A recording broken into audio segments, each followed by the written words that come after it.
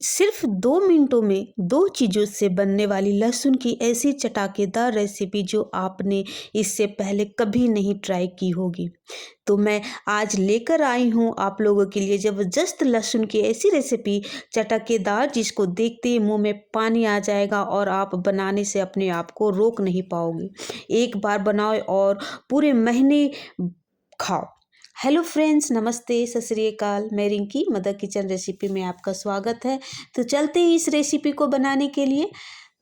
तो हमने 100 ग्राम लगभग मैंने लहसुन लेकर के इसको सारे लहसुन को कलियों को छीला, साफ किया और इस तरह से छील करके साइड कर लिया।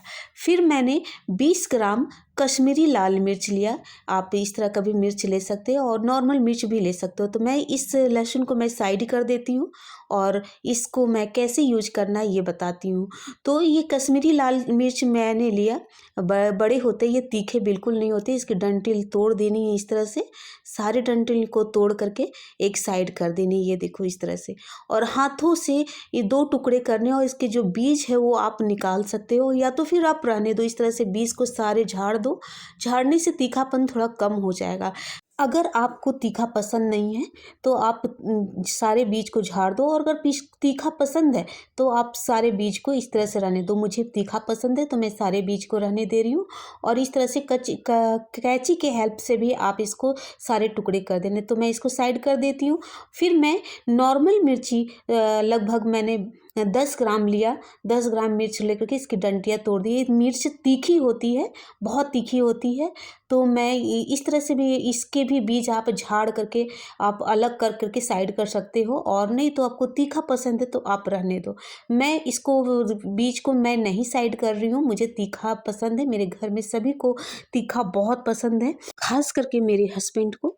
तो मैंने सारे बीज को इस तरह से मैं झाड़ करके दिखाती हूँ। आप अगर तीखा नहीं खाना पसंद करते हो तो इस तरह से सीजर के हेल्प से कटिंग करके और सारे बीज को आप झाड़ करके इसको साइड कर सकते हो।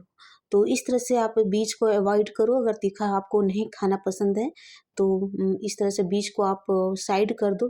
बिल्कुल तीखी होती है ये मिर्च, छोटी वाली जो मिर्च होती है वो बहुत तीखी होती है, तो साइड कर दो। मैं इसको साइड नहीं करूँगी, मैं बीज के साथ में पीसूँगी। हम लोगों को बहुत ही पसंद आती है तीखी। तो इस तरह से मैंने 10 ग्राम तीखी मिर्च लिया और 20 ग्राम मैंने कश्मीरी लाल मिर्च लिया और दोनों को मिक्स कर देती हूँ। तो मैंने 100 ग्राम लगभग मैंने लहसुन लिया और 30 ग्राम मैंने कश्मीरी और सूखी लाल मिर्च को मिक्स करके लिया।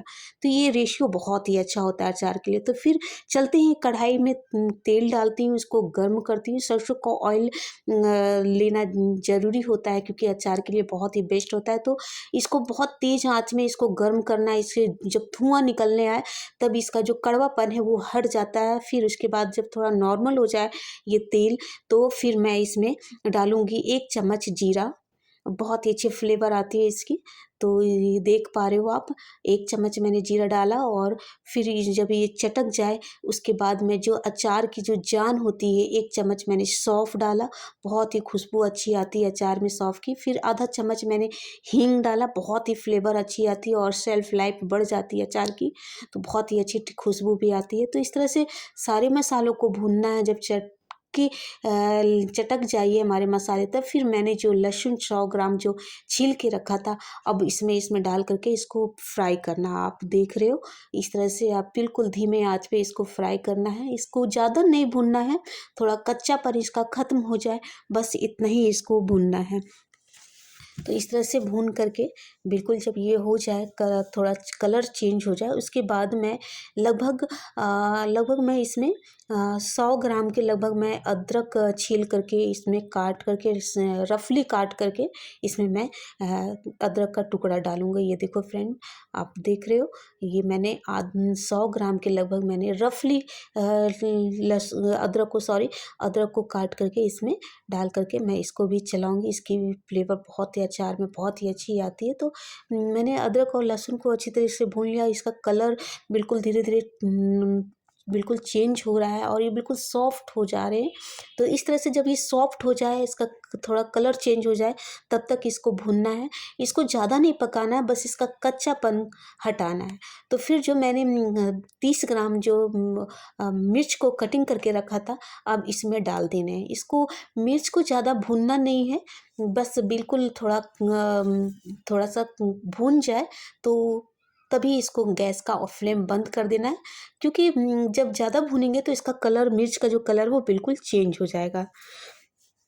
तो फ्रेंड्स, आपको मैं यह याद दिला देती हूँ कि यह मेरी रेसिपी आपको आपको अगर अच्छी लगती हो तो मेरे चैनल को ज़रूर सब्सक्राइब करें, कमेंट बॉक्स पे ज़रूर बताएं। यदि आपको अच्छी लगती है तो इसे लाइक करें। यदि आप यूट्यूब पर देख रहे हो तो सब्सक्राइब करके बेल आइकन को ज़रूर दबाएं। अगर फेसबुक पर देख रहे हैं तो हमारे पेज को फॉलो कर सकते हैं। तो फ्रेंड्स, ये हमारी बिल्कुल रेडी हो गई। अब इसको मैं अलग प्लेट में इसको ठंडी होने के लिए रख देती हूँ। ये देखो, इस तरह से ठंडी हो जाए तब फिर इसमें मैं मसाले डालूँगी। ये देखो, बहुत ही अच्छी खुशबू आ रही है, बहुत ही चटकेदार बनते हैं। यह रेसिपी बहुत ही अच्छी लगती है चटनी। तो ये बहुत ही मज़े, तो मैं इसको छोड़ देती हूँ करीब 5 से 10 मिनट के लिए मैं छोड़ देती हूँ ठंडी होने के लिए। बिल्कुल मेरी ठंडी हो गई है। अब जो हमारी मम्मी या दादियाँ जो होती थी, वो इसी तरह से हाथों से मसल करके इस तरह की चटनी को तैयार किया करती थी।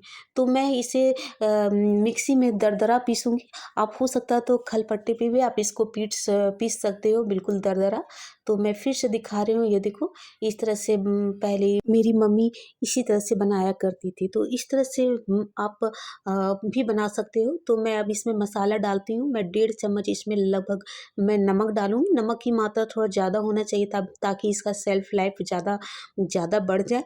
तो इसमें फिर मैं 1 चम्मच के लगभग मैं आमचूर पाउडर डालूँगी इस खटास के लिए। बहुत ही अच्छी फ्लेवर आती है, खट्टी खट्टी भी लगती है और तीखी भी। फिर मैं इसमें विनेगर डालूँगी। अगर आपके पास विनेगर नहीं है तो आप 2 नींबू के रस को निचोड़ के भी डाल सकते हो। ये देखो, इस तरह से 2 नींबू के रस को निचोड़ के भी आप डाल सकते हो। अगर नींबू नहीं है तो आप विनेगर डाल सकते हो। आप दोनों ऑप्शन में कोई भी आप इसको चूज़ कर सकते हो, क्योंकि इसका शेल्फ लाइफ और इसका प्रिजर्वेटिव का काम करता है। तो ये डालना बहुत ज़रूरी होता है ताकि हमारा जो अचार है जी या जो चटनी है वो उसका लाइफ थोड़ा बढ़ जाए। तो इस तरह से सारे मसालों को मिक्स कर लेनी है, बिल्कुल अच्छे तरीके से मिक्स कर लेनी है। उसके बाद मैं चलती हूँ इसको मिक्सी के जार में डाल करके इसको दरदरा पीसूँगी।